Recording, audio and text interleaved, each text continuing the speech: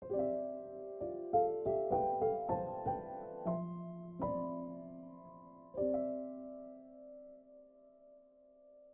you so much. Thank you, Adria. Thank you, Tati, for inviting me to come and share the word of God with you today. It is always a privilege. Terima kasih semuanya, terima kasih Adria, terima kasih Ibu Tati yang sudah mengundang saya. Adalah suatu kehormatan setiap kali saya boleh membagikan firman Tuhan. Today, I want to talk about the power of knowing our destiny. Hari ini saya mau berbicara tentang kuasa kuasa karena kita mengetahui tujuan hidup kita, destiny kita, panggilan kita. What is destiny? Destiny itu atau tujuan hidup kita, panggilan hidup kita itu apa?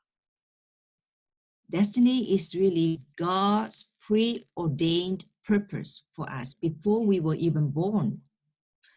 Destiny itu atau tujuan hidup kita itu adalah sesuatu yang sudah disiapkan atau dipersiapkan oleh Tuhan, direncanakan oleh Tuhan bahkan jauh sebelum kita lahir. It is our future that God has predetermined for us. Itu adalah masa depan kita yang Tuhan sudah tentukan sebelumnya untuk kita.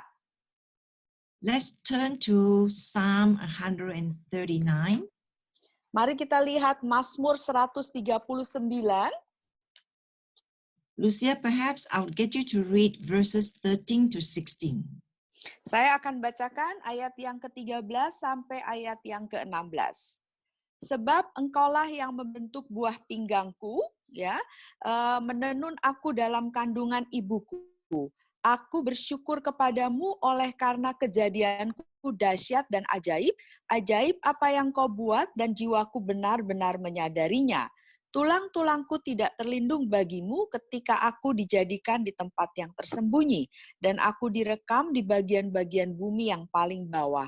Matamu melihat selagi aku bakal anak dan dalam kitabmu semuanya tertulis hari-hari yang akan dibentuk sebelum ada satupun daripadanya. This scripture says that we are wonderfully and fearfully made by God. Ayat ini mengatakan bahwa kita ini diciptakan oleh Tuhan dengan penuh kedahsyatan dan keajaiban. All our days are ordained in His book. Segala hari-hari kita yang akan datang itu semuanya sudah ditentukan oleh Tuhan di dalam bukunya. He saw us. He saw what we could do before we were even born. Dia sudah melihat kita. Dia sudah melihat apa yang bisa kita lakukan bahkan jauh sebelum kita dilahirkan. That means God has a pre-designed destiny for us. Artinya Tuhan itu sudah merancangkan sebelumnya segala sesuatu untuk kita.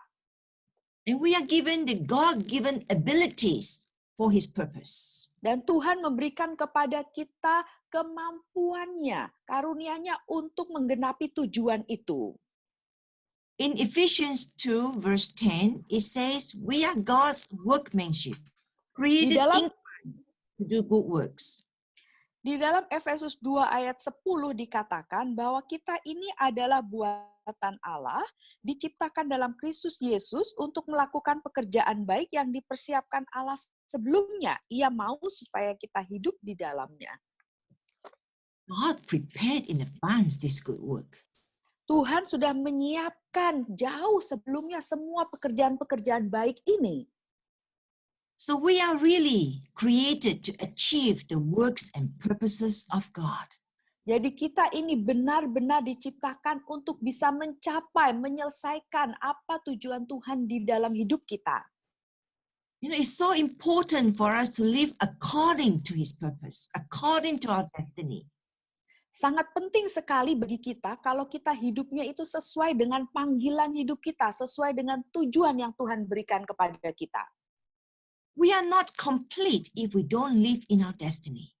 Kita ini tidak akan jadi komplit atau penuh total sepenuhnya kalau kita tidak menggenapi tujuan atau panggilan hidup kita itu. And that's why we often see people wandering around, have no purpose in life because they don't know their destiny. Itu sebabnya kita sering melihat orang-orang itu ke sana kemari seperti bingung ya. Dia karena mereka itu tidak tahu sebetulnya panggilan hidup mereka itu apa. Living in our destiny gives us greater sense of fulfillment and direction. Hidup di dalam panggilan hidup kita itu akan memberikan suatu kepuasan di dalam hidup kita untuk memberikan tuntunan arah. We are happier people when we live in our destiny. Kita akan menjadi orang-orang yang bahagia atau gembira kalau kita hidup di dalam tujuan hidup kita. We feel secure and we feel stable within ourselves. Kalau kita merasa aman dan kita stabil di dalam diri kita. Today we're going to learn from the story of Gideon. Hari ini kita akan belajar dari cerita tentang Gideon. During the time of Gideon, Israel had sinned against God. Pada masa Gideon itu hidup, orang-orang di sana itu mereka berdosa terhadap Tuhan. They have turned away from God and worship false god. Mereka berbalik dari Tuhan dan menyembah Baal-Baal. And as a result, Israel was terrorized by the enemy, the Midianites, for 7 years. Dan sebagai hasilnya, bangsa Israel itu selalu diteror, diancam oleh musuh mereka selama 7 tahun orang-orang Midian. They had to run away and hide in caves to get away from the Midianites. Mereka harus melarikan diri dan bersembunyi di gua-gua supaya jauh dari orang-orang Midian ini. After 7 years, they began to cry out to God. Setelah 7 tahun, mereka mulai berseru kepada Tuhan. And let's turn to Judges 6. Kita lihat Hakim-Hakim 6. Can we read 11 and 12? Saya akan bacakan ayat 11 dan 12.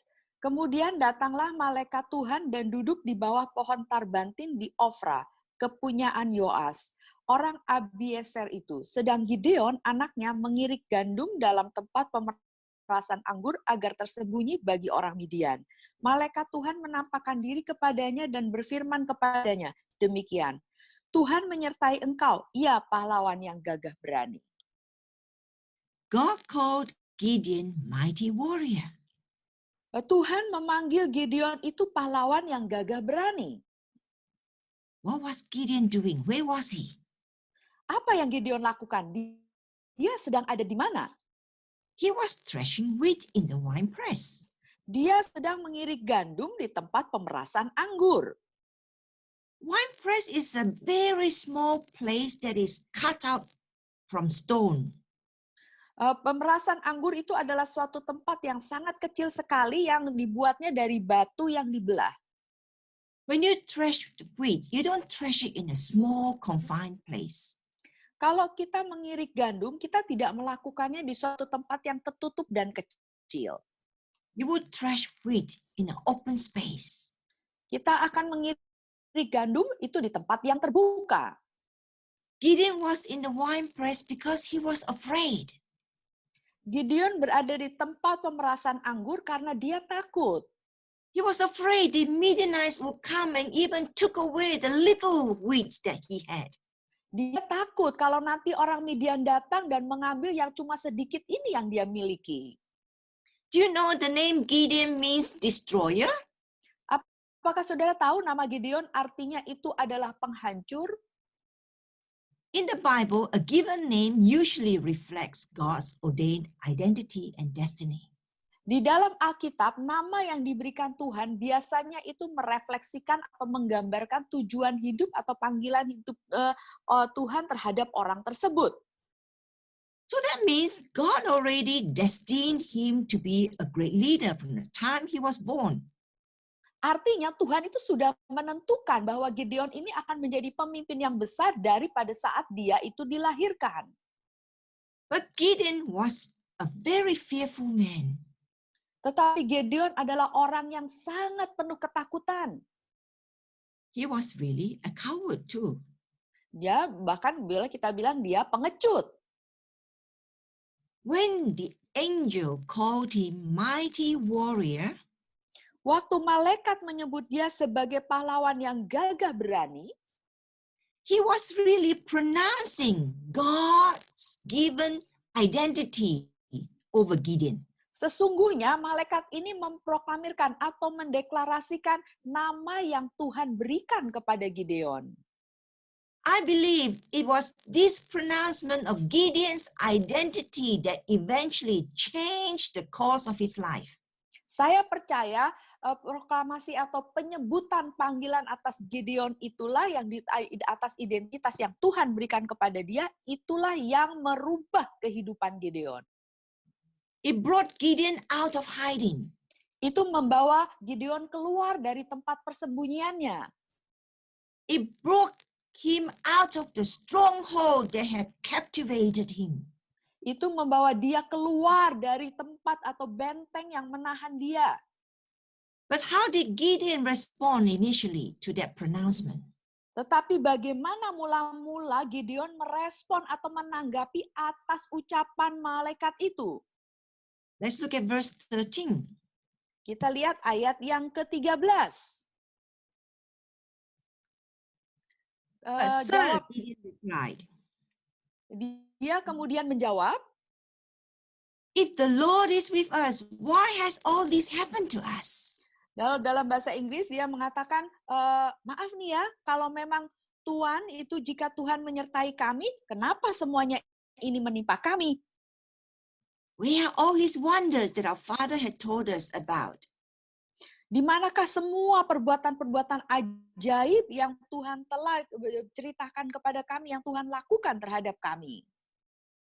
Did not God bring us up out of Egypt? Bukankah Tuhan yang telah menuntun kami keluar dari Mesir? But now God has abandoned us and put us in the hand of the Midians. Tetapi sekarang Tuhan membuang kami dan menyerahkan kami ke dalam cengkraman orang Midian. Gideon here was actually shifting the blame on God for the plight Israel was in. Sesungguhnya Gideon ini sedang memindahkan kesalahan ini kepada Tuhan. Jadi dia menyalahkan Tuhan atas apa yang orang Midian lakukan terhadap mereka. He didn't see that it was because of their sins they became like that. Dia tidak melihat bahwa itu sebenarnya karena dosa yang mereka lakukanlah mereka menjadi seperti itu. In verse 14, Ayat 14, the Lord turned to him and said, Tuhan berpaling kepadanya dan firman, go with the strength you have and save Israel from the Midianites. I am sending you. pergilah dengan kekuatanmu ini dan selamatkanlah orang Israel dari cengkraman orang Midian. Bukankah aku mengutus engkau? The angel didn't answer Gideon's question. Malaikat ini tidak menjawab pertanyaannya Gideon. Instead, he gave Gideon a command. Bahkan malahan dia memberikan suatu perintah kepada Gideon. He said, go in the strength you have and save Israel. Pergilah dengan kekuatan yang kamu miliki dan selamatkan orang Israel. God was pointing Gideon to the direction of his destiny. Tuhan sedang menunjuk kepada Gideon, ini arahnya begini nih ke sini untuk tujuan panggilan hidupmu. And in verse 15, he said, but Lord, Gideon asked, how can I save Israel? My clan is the weakest in Manasseh, and I am the least in my family.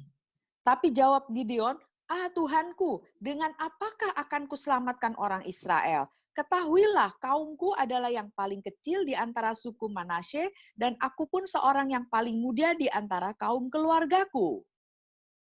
Gideon could not understand how God could use someone like him. Gideon tidak bisa mengerti kenapa kok Tuhan bisa memakai orang yang seperti dia ini. Because he saw himself as someone insignificant, someone so weak and powerless. Karena dia melihat dirinya sendiri sebagai seseorang yang tidak berarti, seseorang yang tidak ada gunanya, seorang yang tidak penting, yang tidak bisa berbuat apa-apa, nggak ada kuasa. He was behaving directly opposite to what God called him to be. Dia bertingkah laku kebalikannya dari apa yang Tuhan panggil dia untuk lakukan. And then in verse 16, the Lord Ayat 6. answered, I will be with you, and you will strike down all the Midianites together.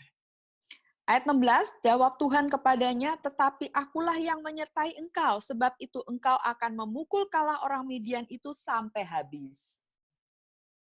The angel again ignored Gideon's opinion. Sekali lagi malaikat ini tidak menggubris itu pendapat daripada Gideon. Instead, he gave Gideon an assurance.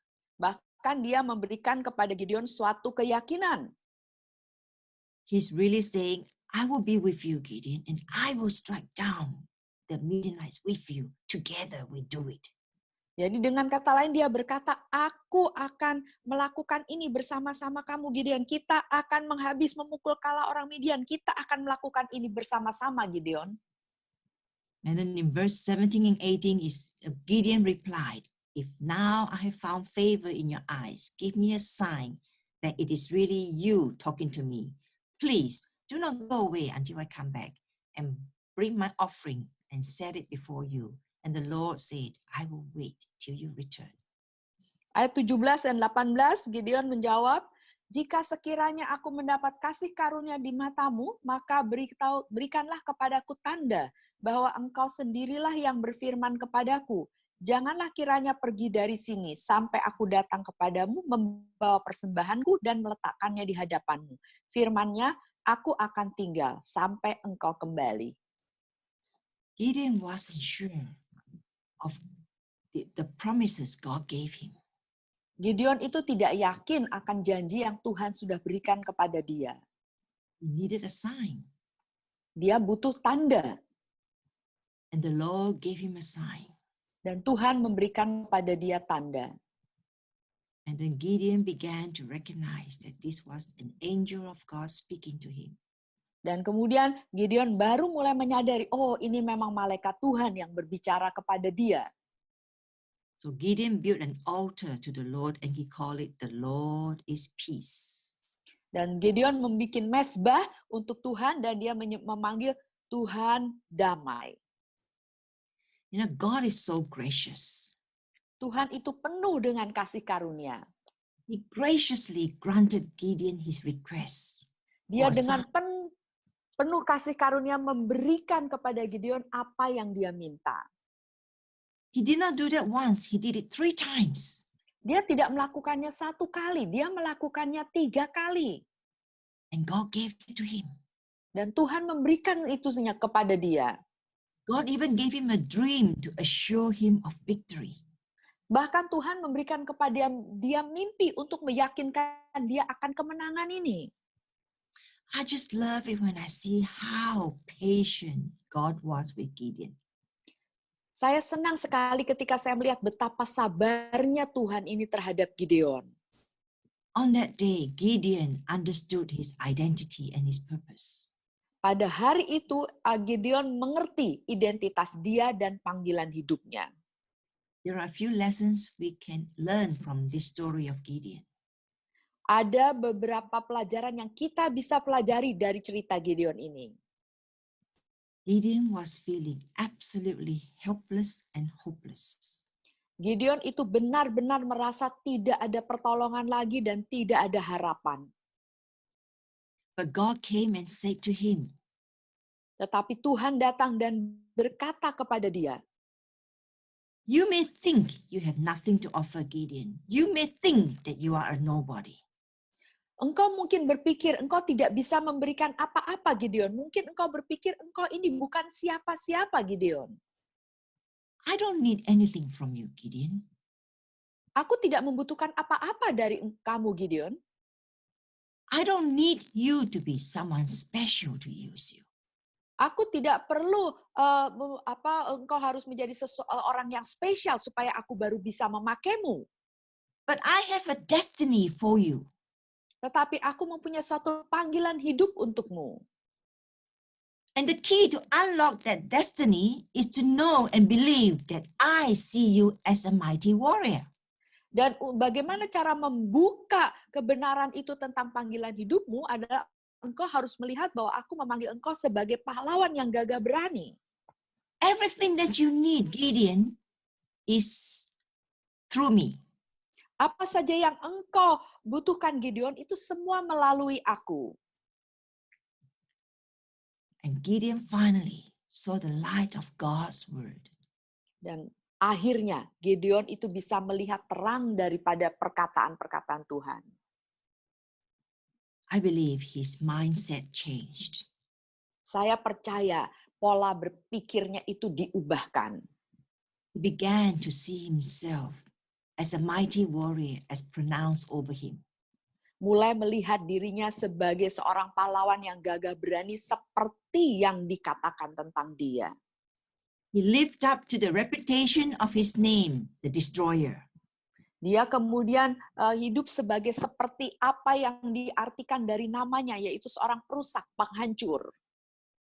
And his name went down in history. Dan namanya kemudian terkenal terus berjalan terus di dalam sejarah. All this changed because he came to know his destiny. Semua perubahan ini terjadi karena dia mengetahui panggilan hidupnya. And only when he comes to know his destiny that God can use him. Hanya ketika dia mengetahui panggilan hidupnya, barulah Tuhan bisa memakai dia. Now, I always believe that our greatest trial or challenge would one day become our greatest testimony. Saya selalu berpikir bahwa setiap kali itu pencobaan-pencobaan kita dan juga tantangan-tantangan kita itu suatu harinya nanti itu akan jadi kesaksian. God is by nature our redeemer. Tuhan itu secara sifat alamiahnya Tuhan, dia itu adalah penebus kita. He will redeem and restore what we have lost and what we have suffered. Dia akan menebus dan memulihkan apa saja yang hilang dalam hidup kita. With his help, not only can we overcome our problems, our weaknesses, or our challenges, Dengan pertolongannya bukan saja kita bisa mengalahkan atau memenangkan setiap masalah kita dan tantangan-tantangan kita, he will turn all those things to become our greatest strength. bahkan dia akan membalikkan semua hal-hal itu akan menjadi kekuatan terbesar kita. Like the Bible says, all things work for good for those who love him. Alkitab berkata, segala sesuatu itu bekerja untuk kebaikan bagi mereka yang mengasihi Dia. What was intended for evil, he will turn it around for good. Apa yang jahat atau si jahat itu bermaksudkan hal yang tidak baik dalam hidup kita, Tuhan akan bisa membalikkan itu jadi kebaikan. I came from a family of 7 children. Saya datang dari keluarga dengan 7 orang anak. There are 5 girls in my family. Ada 5 anak perempuan dalam keluarga saya. And I'm number 3 girl. Lalu saya adalah anak perempuan nomor 3. So when I was born, my mom was very, very disappointed. Jadi waktu saya lahir, ibu saya itu sangat kecewa. She had wanted a boy. Karena dia maunya anak laki-laki. But a third daughter was born. Tetapi anak perempuan ketiga yang lahir. So I believe from the time I was born, my mother rejected me. Jadi saya percaya daripada saat hari saya dilahirkan, ibu saya itu menolak saya. I grew up with this mindset that mom hates me, mom dislikes me. Saya bertumbuh dewasa dengan pola pikir ibu saya tidak suka saya, ibu saya itu benci saya. Because my mother would always say horrible things to me. Karena ibu saya selalu mengucapkan kata-kata yang tidak mengenakan untuk saya. He would say I was stupid, I was an idiot, I was good for nothing. Dia bilang saya ini bodoh, saya ini tidak ada kebaikannya apa-apa, tidak berguna apa-apa. Nothing I did was ever good enough for her. Tidak ada apapun yang saya lakukan itu akan cukup baik untuk dia. And whenever she didn't feel good about anything, or she was angry about anything, she would just beat me up for no reason. Setiap kali dia merasa sedang tidak merasa enak, dia sedang mengalami sesuatu, pokoknya dia pelampiasannya memukuli saya tanpa alasan apa-apa. So I grew up never feel loved by my mom. Jadi saya bertumbuh dewasa tanpa merasakan kasih sayang dari ibu saya. I grew up feeling so insecure. Saya bertumbuh dengan perasaan yang sama sekali tidak aman. Believing that I was hopeless, I was stupid, I was an idiot. Percaya bahwa saya ini idiot, bodoh, dan tidak penting, tidak bisa apa-apa. I carried that into my adulthood. Saya membawa semuanya itu ke masa saya dewasa. Into my marriage, into my motherhood. Sampai masuk dalam masa pernikahan dan ketika kemudian saya menjadi ibu. I always felt I was a bad wife and a mother. Saya selalu merasa saya ini istri yang buruk, yang tidak baik, dan juga ibu yang tidak baik. And by the grace of God, in 1995, God just connected me miraculously to some of the generals of faith, and one of them is Cindy Jacob. Dengan kasih karunia Tuhan, pada tahun 1995, Tuhan mengkoneksikan saya, menghubungkan dengan saya dengan para jenderal-jenderal rohani di dunia ini, antara lain Cindy Jacob. In the year 2000, my pastor called me one day. Pada tahun 2000, gembala saya, pendeta saya memanggil saya suatu hari. He said, I believe God is asking you to lead the prayer ministry of the church. Saya percaya bahwa Tuhan itu mau engkau untuk memimpin suatu persekutuan doa di gereja. I said, oh, you have got the wrong person. Saya bilang, oh, kamu pasti salah orang. I have never led even a prayer meeting, let alone lead a church prayer ministry. Saya bahkan tidak pernah memimpin suatu persekutuan doa. Bahkan sekarang harus memimpin suatu kebaktian doa di gereja. He ignored my excuses and he just said, I'll give you 3 days to think about it. I'll call you on Friday. Ya, saya berikan alasan saya itu. Lalu dia bilang, saya kasih kamu waktu 3 hari, pikirkan itu, nanti saya telepon hari Jumat. And over the next 2 days, there was such a struggle within me. Selama 2 hari ke depan, wah, saya benar-benar bergumul sekali. I said, how can I do it, God? How can I do it? Saya bilang, Tuhan, bagaimana ini saya bisa melakukannya? Bagaimana ini saya bisa melakukannya? And God began to speak to me through Gideon. Lalu Tuhan mulai berbicara kepada saya melalui Gideon. And he said, the weaker you feel about yourself, the more inadequate you feel about yourself, the more I will manifest my power through you. Semakin engkau merasakan bahwa engkau berpikir dirimu begitu lemah, semakin engkau merasakan bahwa engkau itu tidak mampu, tidak bisa, semakin kuasaku tuh akan bekerja di dalam dirimu. The more you depend on me, the more you will see my power flowing through you. Semakin engkau bergantung kepadaku, semakin engkau akan menerima dan kuasaku akan semakin mengalir melalui dirimu. I breathe into Gideon a new heart, a new spirit, and a new identity. Aku menghembuskan kepada Gideon hati yang baru, roh yang baru, identitas yang baru. I'm breathing into you today. A new heart, a new spirit, and a new identity. Dan aku juga menghembuskan kepadamu hari ini hati yang baru, roh yang baru, identitas yang baru. You're no longer the old names that you used to call yourself or what your mom used to call you. Engkau bukan lagi dipanggil dengan namamu yang lama atau nama yang biasa ibumu memanggilmu. You're no longer useless, worthless, dumb, or stupid.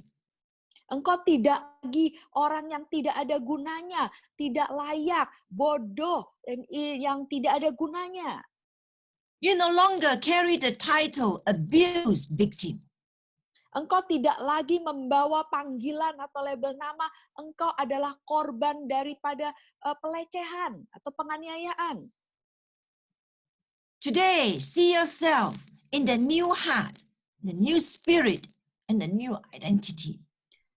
Hari ini lihatlah dirimu sendiri dengan suatu roh yang baru, hati yang baru, dan identitas yang baru. That night, I couldn't sleep Saya waktu itu tidak bisa tidur. because every time I dozed off, there was this audible voice that said, just do it. Karena setiap kali saya mulai seperti mau jatuh tertidur, terlelap, itu ada suara yang berkata, ya, lakukan. The next morning when I got out of bed, the Lord said, check your email. There's an email you need to read. Lalu ketika besok pagi saya bangun, Tuhan berkata ada email yang perlu kamu baca. I checked my email and there was an email from Cindy Jacobs. Saya mengecek email saya, ada email dari Cindy Jacob. She wrote, Dia menulis, Teresa, I got a message from the Lord for you. Teresa, saya punya pesan dari Tuhan untukmu. I don't know what it means, but God says you know He has already spoken to you about it. Saya tidak tahu apa artinya, tetapi engkau tahu karena Dia sudah berbicara kepadamu tentang itu. And the message is, just do it. Lalu pesannya itu adalah lakukan saja. And I say, Lord, just do it. How? How? I don't know how. Saya bilang, Tuhan, lakukan saja, tapi gimana? Bagaimana? Bagaimana melakukannya? Who will follow me, Father? Who will listen to me, Father? Siapa yang mau mengikuti saya, Bapak? Siapa yang mau dengerin saya, Bapak? A few hours later, my pastor called. Beberapa jam kemudian, pendeta saya menelpon. And he asked me, so what is the verdict? Lalu dia tanya pada saya, gimana sekarang keputusannya? I couldn't answer him. Saya tidak bisa menjawab dia. Because deep down inside, I knew I had to say yes. Karena saya tahu jauh di dalam diri saya tahu jawabannya harusnya bilang ya. But the flesh was forbidding me to say yes. Tetapi tubuh ini, daging ini melarang saya untuk bilang ya. So in the moments of silence, he said, I guess silence means yes. Lalu pada saya baru diam gitu, dia bilang gini, saya rasa diammu itu berarti jawabannya saya tebak iya. And I began to cry. Lalu saya mulai menangis. He asked me, what's wrong? Lalu dia tanya saya, ada apa? I said, I don't know how. I really don't know how. Saya tidak tahu bagaimana. Saya benar-benar tidak tahu bagaimana. And he said, God will show you. Don't worry. He will show you. He will always equip you. Dia bilang, Tuhan akan menunjukkan kepadamu. Jangan khawatir. Tuhan akan menunjukkan kepadamu. Tuhan pasti akan selalu memperlengkapimu. After some encouragement, I finally said, okay, I will give it a try. Setelah dia memberikan semangat kepada saya akhirnya bilang, baik, saya akan mencobanya. You know, God saw beyond my faults, my failures, and my human limitations. Tuhan itu jauh melampaui semua kesalahan saya, kegagalan saya, dan keterbatasan saya. After that phone call, I stood in front of the mirror. Setelah telepon itu, saya berdiri di depan kaca. I pointed to myself and I said, Saya tunjuk diri saya sendiri dan saya berkata, Teresa, you're going to do what God calls you to do.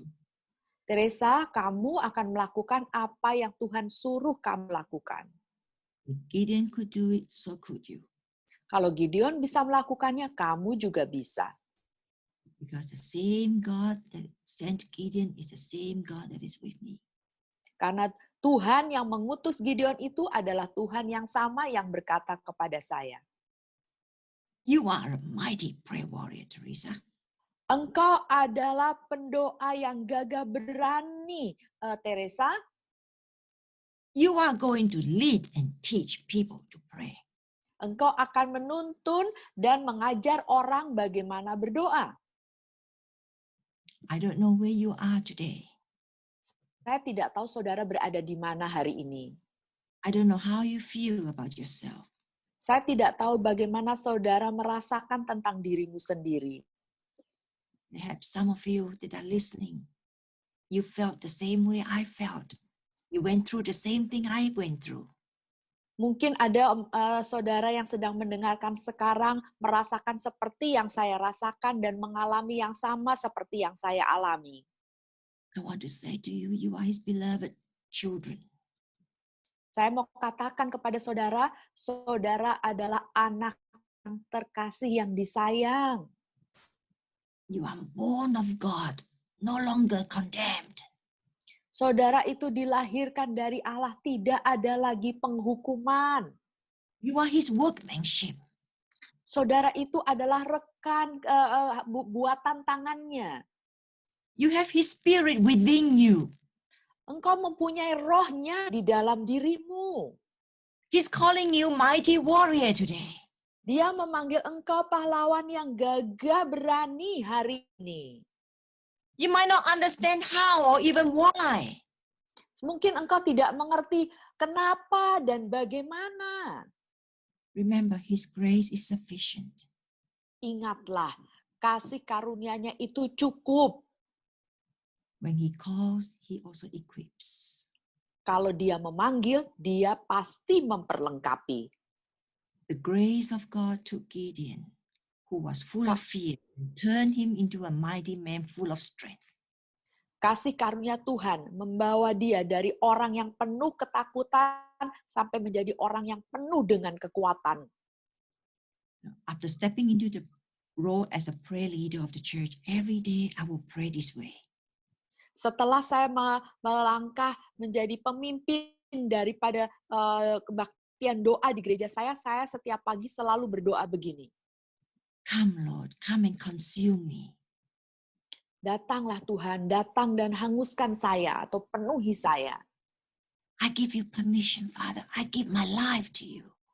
Aku memberikan kepada Engkau izin, Bapa. Aku memberikan hidupku kepadamu. Walk with me, Father. Berjalanlah bersama aku, Bapa. Walk into the depth of my being, Father. Berjalanlah masuk ke dalam kedalaman aku yang paling dalam, Bapa. Because I know, God, when you walk in the depth of my being, I will know you in the depth of my being, and I will rise up in the depth of my being. Karena aku tahu, Tuhan, kalau Engkau berjalan masuk sampai ke kedalaman diri aku juga akan bangkit dari kedalaman diri aku dan berjalan dari kedalaman diri aku. The grace of God helped me to transition into that destiny. Kasih karunia Tuhan menolong saya dalam masa transisi atau perpindahan dari tujuan hidup itu. I started the prayer ministry with just a few ladies in my team.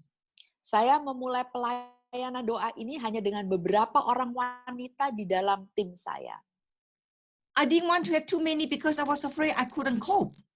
Saya nggak mau ada banyak orang karena saya takut nanti saya nggak bisa nih mengatasinya. I remember at the first prayer meeting with these few ladies. Saya masih ingat pada waktu pertemuan doa yang mula-mula ini dengan cuma beberapa wanita. I went to that prayer room not knowing what to do. Saya masuk ke dalam ruangan doa itu nggak tahu mau berbuat apa. And I didn't have the courage to tell the ladies I didn't know what to do. Dan saya nggak punya keberanian untuk bilang pada para wanita itu, saya sebenarnya nggak tahu nih mesti berbuat apa. So the safest thing for me is to ask them to worship and wait on God. Jadi yang paling aman buat saya adalah meminta mereka untuk menyembah dan menantikan Tuhan. Amazingly, during the worship, God showed up. Sungguh luar biasa ajaib sekali waktu penyembahan Tuhan muncul. One of us had a vision. Salah satu dari kami mendapat penglihatan. Others have scriptures that lined up to the vision. Ya, yang lain mendapatkan ayat-ayat firman Tuhan yang sejajar atau yang bersamaan atau mengkonformasi dari penglihatan itu. Another would have a word of knowledge about something. Yang lain mendapatkan kata-kata pengetahuan tentang sesuatu. We flowed so well together. Kami mengalir begitu luar biasa baiknya. Everyone was amazed and said, what a powerful prayer meeting that was. Semua orang takjub dan bilang, wah ini benar-benar sungguh kebaktian doa yang luar biasa. That really gave me a lot of encouragement. Itu sungguh memberikan kepada saya banyak sekali semangat. I could feel the smile of God in my heart when I left the church that day. Saya bisa merasakan senyum daripada Tuhan di dalam hati saya ketika saya meninggalkan gereja hari itu. But I still couldn't open my mouth to pray in public because I was still so timid. Saya tapi masih belum bisa membuka mulut saya untuk berdoa di depan umum karena saya masih begitu rasa malu.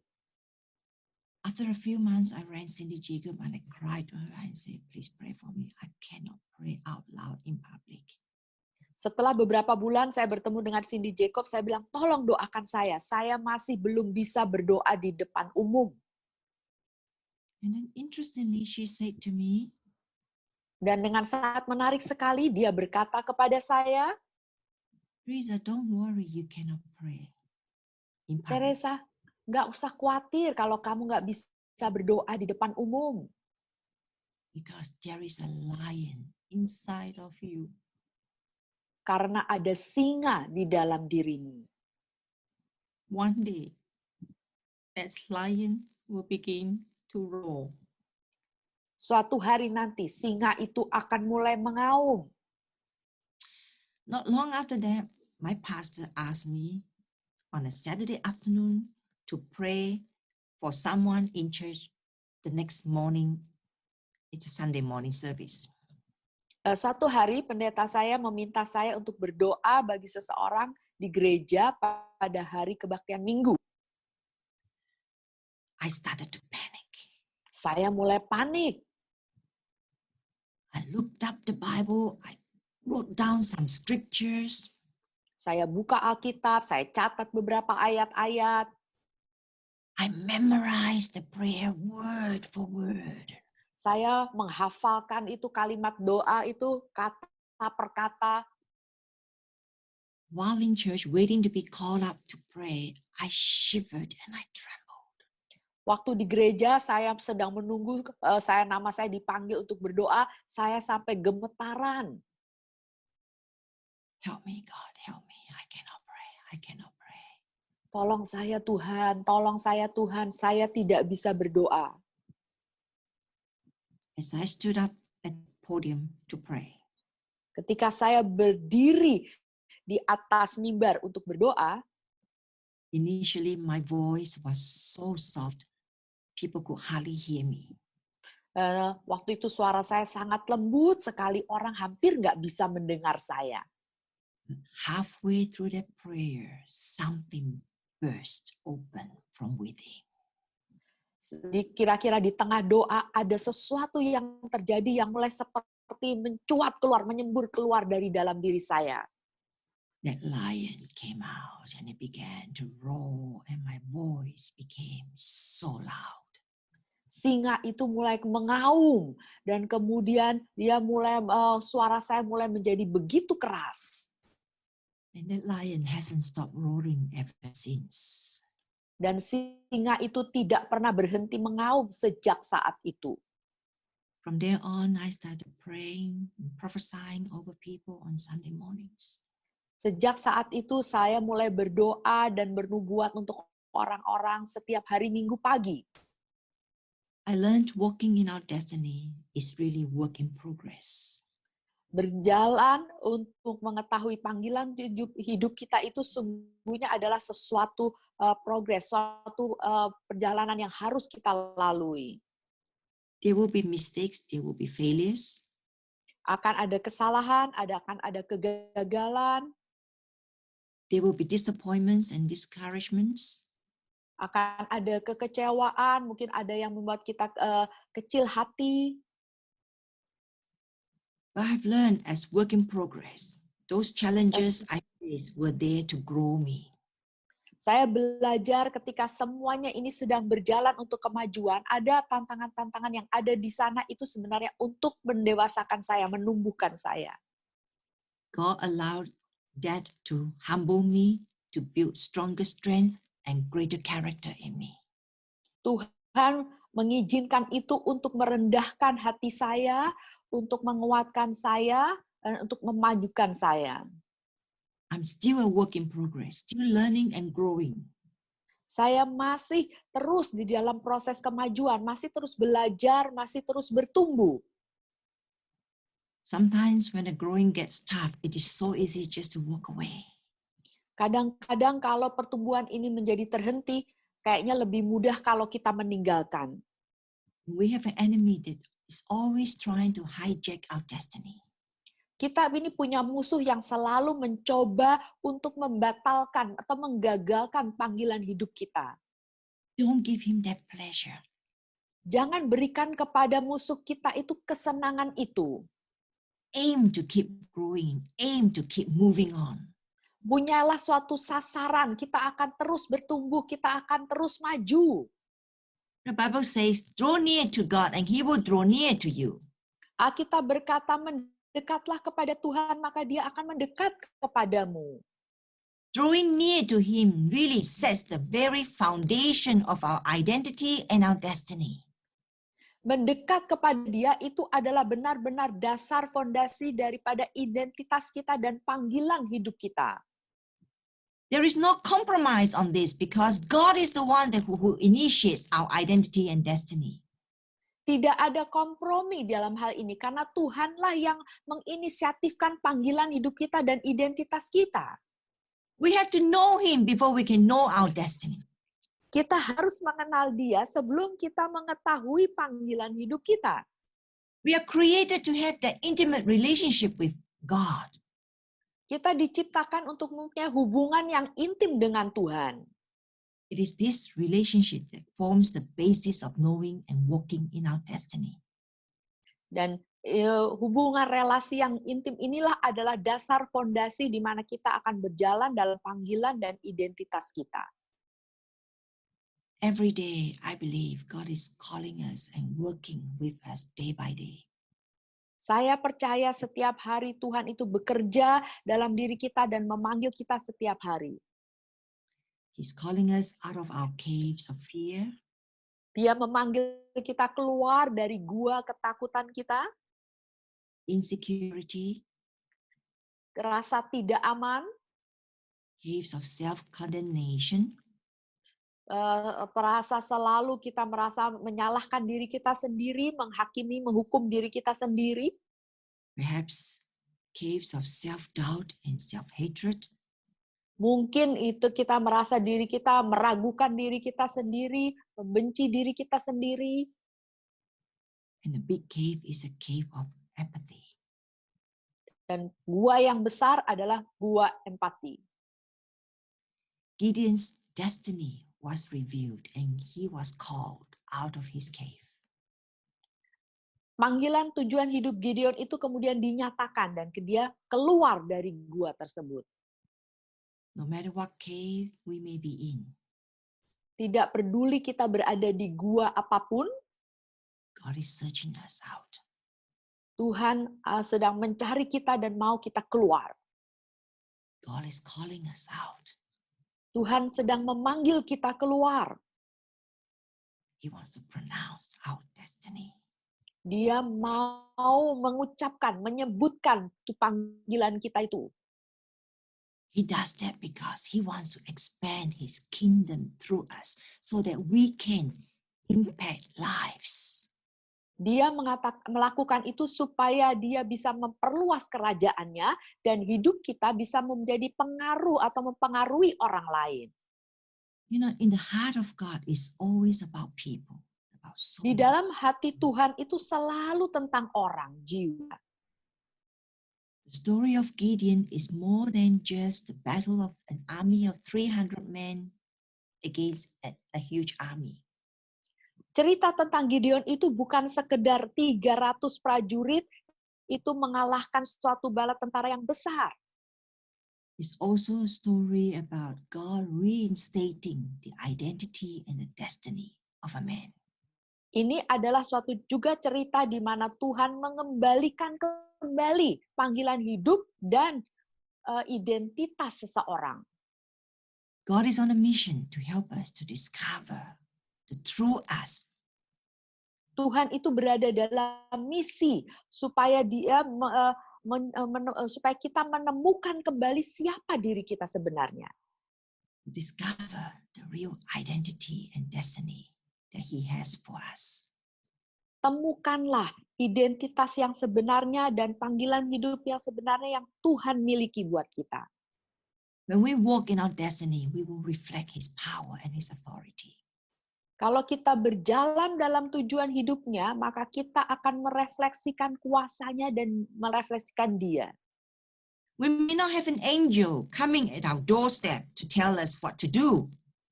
Mungkin kita tidak akan ada malaikat yang datang di depan pintu kita dan berkata kepada kita apa yang harus kita lakukan. But we have His word. Tapi kita punya firman-Nya. He says, seek and you will find. Cari maka engkau akan menemukan. Seek His face and He will show us. Carilah wajahnya dan Dia akan menunjukkannya kepada kita. I believe destiny begins on our knees. Saya percaya panggilan dan tujuan hidup itu kita itu dimulai dari lutut kita. We pray. Kita berdoa. He will open the door. Dia akan membuka pintu. And He will show us. Dan Dia akan menunjukkan kepada kita. Breaking off mindsets today. Tuhan sedang menghancurkan semua pola-pola pikir hari ini. Let go of the old mindset. Lepaskanlah pola pikirmu yang lama. Shake it off. Lepaskan itu. Rise up and see yourself Bangkitlah moving to a new realm. dan lihatlah dirimu sendiri masuk ke dalam suatu realm atau area yang baru. As you cast your eyes heavenward, you're going to see a new dimension. Kalau engkau mengalihkan pandangan matamu, maka engkau akan melihat suatu dimensi yang baru. Today, let God restore. Hari ini izinkanlah Tuhan memulihkanmu. Let Him renew. Izinkanlah Dia memperbaharui. Let Him bring forth a new value in you. Biarkanlah Dia memberikan satu nilai-nilai yang baru ke dalam dirimu. As I was preparing this message, I hear the Lord says, I value you. Ketika saya mempersiapkan firman ini, saya mendengar Tuhan berkata, aku itu menghargaimu, engkau tuh ada nilainya bagiku. You are important to Him. Saudara itu penting bagi Dia. God doesn't use people because they are special. Tuhan tidak memakai orang-orang karena mereka itu spesial. But they become special because they allow the Lord to do His work in them. Tetapi mereka menjadi spesial karena mereka mengizinkan Tuhan untuk Tuhan melakukan pekerjaannya di dalam diri mereka. No hell, no power on the earth can stop what God has planned for you if you believe. Tidak ada neraka atau tidak ada kuasa apapun di bumi ini yang bisa menyetop kuasa Tuhan di dalam hidup saudara kalau saudara percaya. And today I hear the Lord say, you are His chosen ones. Dan hari ini saya mendengar Tuhan berkata, kamu adalah pilihannya. His highly favored ones. Engkau adalah yang sangat dikasihi. You carry His glory and His power. Saudara itu membawa kemuliaan dan kuasanya. You can truly become whom He creates you to be. engkau bisa menjadi seperti yang Dia ciptakan saudara untuk menjadi seperti panggilannya. And it will be life-changing both for yourselves and for others. Ini akan menjadi suatu perubahan hidup bagi dirimu sendiri dan bagi orang lain. You know, before Gideon could defeat the enemy, he was asked to tear down the altar of Baal. Sebelum Gideon itu bisa mengalahkan musuh, dia diminta untuk menghancurkan mezbah Baal. Baal has to come down. Baal itu harus rubuh. This is really soul-searching time for us. Ini sungguh-sungguh menjadi masa di mana kita itu menyelidiki jiwa kita. To rise up in our destiny and to be used by God. Bangkitlah dari bangkitlah menjadi seperti tujuan hidup kita dan dipakai oleh Tuhan. We have to tear down any idolatry that may be in us. Kita harus menghancurkan setiap penyembahan berhala yang mungkin ada di dalam diri kita. The throne of our hearts can only be occupied by one person. Tahta hati kita itu hanya bisa diduduki atau didiami oleh satu pribadi. Not the devil, not the flesh, but God. Bukan iblis, bukan tubuh daging kita, tetapi Tuhan. Cast down every imagination. Singkirkanlah setiap imajinasi. Cast down every high thing that exalt itself against God. Singkirkanlah segala sesuatu yang tinggi atau yang paling utama dalam hidup kita daripada Tuhan. Is there anything that we value more important than the value of God in our lives? Apakah ada sesuatu dalam hidup kita yang kita nilainya itu lebih tinggi daripada kita menilai Tuhan? Is there anything that we worship apart from God? Apakah ada hal yang lain yang kita sembah selain Tuhan? The Lord says, tear it down. Tuhan bilang, hancurkan semua itu. You can do it. Engkau bisa melakukannya. He gives you the faith to do it. Dia memberikan kepadamu iman untuk melakukannya. He gives you the strength to do it. Dia memberikan kepadamu kekuatan untuk melakukannya. He gives you the Holy Spirit to empower you to do it. Dia memberikan kepadamu Roh Kudus untuk memberikan kepadamu kuasa supaya bisa melakukannya. Across the nations of the earth, we are all in very difficult time right now. Semua di seluruh bangsa-bangsa di dunia kita semua ini dalam keadaan yang sangat sulit. I believe God is releasing a wave of extraordinary grace to see us through this time. Saya percaya Tuhan melepaskan suatu kasih karunia atau anugerah yang luar biasa untuk supaya kita bisa melewati masa ini. He will empower us to do what is necessary for such a time like this.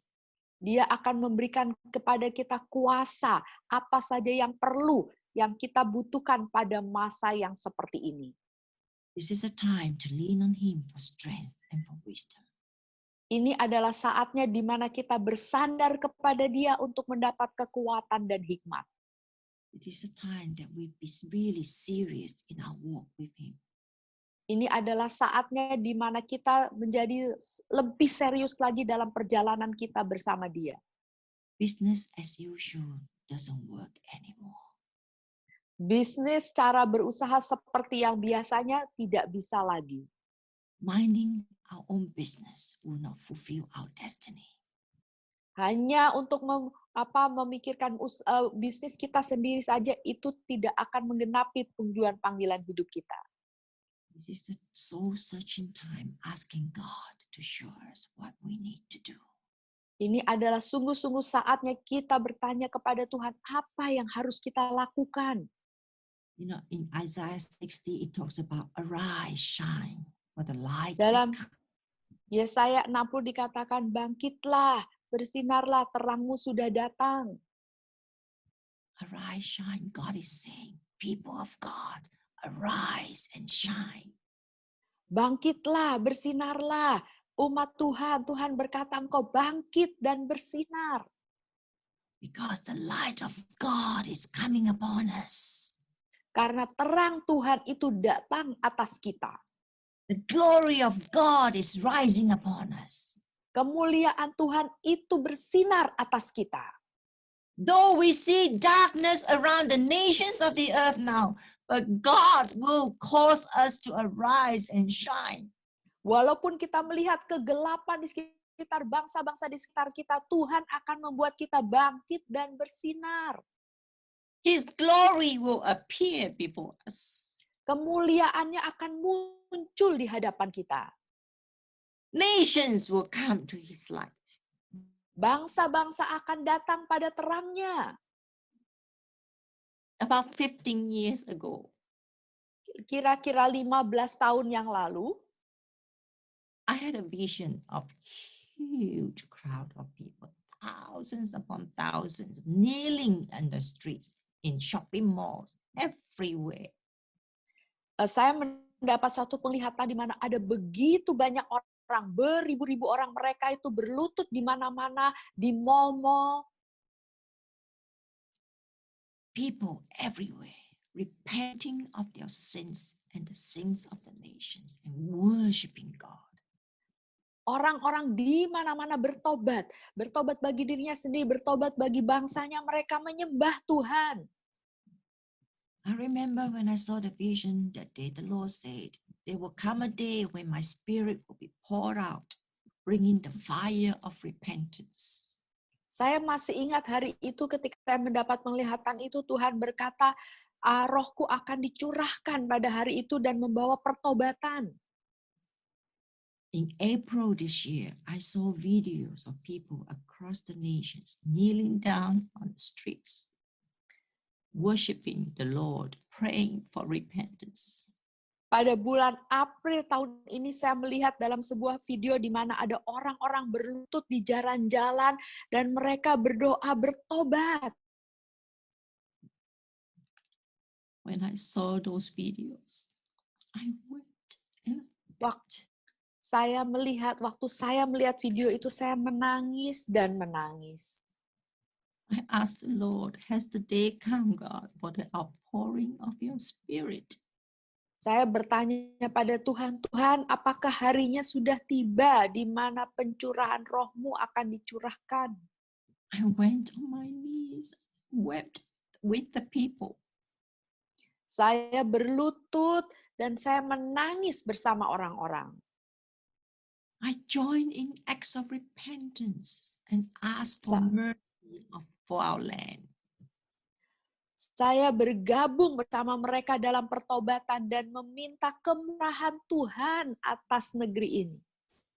My dear sisters, my dear friends, saudari-saudari dan juga teman-teman saya, we are in end times. Kita ini ada di akhir zaman. Now is the time to ask the Lord for his fire to conquer cities. Ini adalah saatnya meminta kepada Tuhan untuk apinya itu memenangkan kota-kota. I believe the Lord will release authorities and revelations to the church as we choose to partner with him. Saya percaya Tuhan akan melepaskan otoritasnya dan kuasanya kepada gereja kalau kita mau berpartner, bekerja sama dengan dia. Because he said, ask of me, I will give you the nations of the earth, your inheritance. Karena dia berkata, mintalah kepadaku, maka aku akan memberikan kepadamu bangsa-bangsa sebagai warisanmu. God anoint us to do his work. Tuhan mengurapi kita untuk melakukan pekerjaannya. And the highest call as children of God is to first go on our knees and pray. Panggilan yang tertinggi sebagai anak-anak Tuhan adalah di mana kita berdoa. Everything begins with prayer. Segala sesuatu dimulai dengan doa. Without prayer, nothing will change, nothing will happen. Tanpa doa tidak ada yang berubah dan tidak akan ada apa-apa terjadi. To find your destiny, Panggilan hidupmu. you need to pray. Untuk menemukan itu engkau perlu berdoa. Pray for your nation. Berdoalah bagi bangsamu. Pray for your family. Berdoalah bagi keluargamu. Ask of Him. Mintalah dari Dia. Nothing pleases God when we ask of Him. Tidak ada yang tidak menyenangkan dari Tuhan kalau kita meminta dari Dia. You will find your fulfillment if you seek Him and draw near to Him. Engkau akan mengalami rasa kepenuhanmu kalau engkau mencari Dia dan mendekat kepada Dia. The time of spiritual revival is now. Masa yang paling rohani, ada kebangunan rohani itu adalah sekarang. It is time for us to arise as a people of power through prayer. Ini adalah saatnya bagi kita untuk bangkit sebagai umatnya di dalam doa. I'm declaring every day that we, at this moment, God is raising us up as a fulfilling generation. Saya mendeklarasikan setiap hari bahwa Tuhan membangkitkan kita semua sebagai suatu generasi yang menggenapi. The days of Isaiah 60 is here. Hari-hari yang sesuai dengan Yesaya 60 itu ada di sini. It is not too dark for the light of God to penetrate. Ini tidak terlalu gelap untuk terang Tuhan bisa menembus. We need His power to fulfill purpose. Kita membutuhkan kuasanya untuk bisa menggenapi tujuan itu. Our world right now needs to be touched by the power of God. Dunia kita sekarang ini perlu dijamah oleh kuasa Tuhan. You can change the nation through prayer.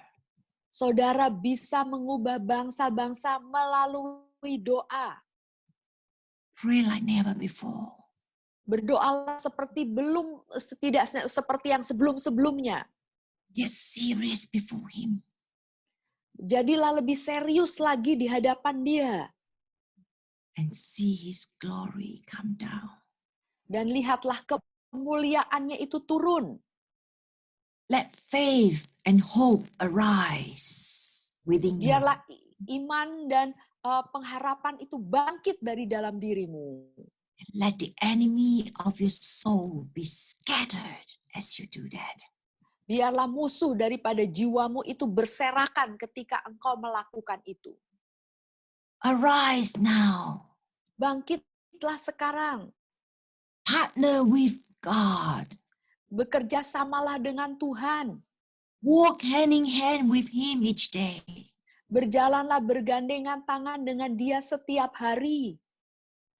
Ask for the nation as your inheritance. Mintalah bangsa-bangsa sebagai warisanmu. God will do it. Tuhan akan melakukannya. Father, today I ask. Bapa, hari ini aku meminta supaya Engkau membuka. Open the eyes of those who are listening, Father. Membuka mata mereka yang sedang mendengarkan, Bapa. Open their eyes to see clearly the wonders of your love for them. Buka mata mereka untuk bisa melihat dengan jelas keajaiban, keluar biasaan yang Engkau miliki buat mereka. Lord, today I pronounce the redemptive purpose of God over their lives and over their nation. Tuhan, hari ini hamba memproklamirkan tujuan penebusan Engkau yang akan terjadi dalam hidup mereka dan bangsa mereka. I declare this day, Father God, that the grace of God empowers you to function in your area of your God-given destiny. Saya mendeklarkan hari ini bahwa kasih karunia Tuhan itu akan memberi engkau kuasa atas di tempat di mana engkau berada. I declare this day that you will begin to see God the way you will begin to see yourself the way you see God sees you. Saya mendeklarasikan hari ini supaya engkau bisa melihat dirimu seperti Tuhan melihatmu. I declare this day that you will arise and shine. Saya mendeklarasikan hari ini engkau akan bangkit dan bersinar. That you will carry the supernatural anointing of God. That will enable. Engkau akan membawa urapan yang supernatural dari Tuhan yang akan memampukanmu. Go forth, be strong and be courageous. Saudara, jadilah berani, jadilah kuat, jadilah semangat. Don't be afraid, don't be discouraged at this time. Jangan takut dan jangan menjadi lemah pada saat ini. For the Lord God is with you. Karena Tuhan Allahmu itu ada bersama denganmu. God is calling you. Tuhan memanggilmu. To have a deeper sense of Him within you. Di dalam dirimu itu engkau bisa merasakan Dia. So you will have a deeper sense of His purpose for you. Engkau akan dapat merasakan di dalam dirimu panggilannya di dalam hidupmu. And you become more of what He created you to be. Engkau akan menjadi lebih seperti yang Tuhan ciptakan engkau. Today, may you respond to the Lord. Biarlah saudara menanggapi Tuhan. And say to Him. Dan katakan kepada Dia. Here I am, Father. Aku ini Bapa. A vessel available for you. Bejana yang tersedia untukmu. And I pray that the Spirit of God will speak to you. Saya berdoa supaya Roh Allah berbicara kepadamu. And you will be lifted up. Dan engkau akan diangkat. And you will do signs, wonders, and miracles. Dan engkau akan melakukan tanda-tanda mujizat yang ajaib. Because God is with you. Karena Tuhan bersama-sama denganmu.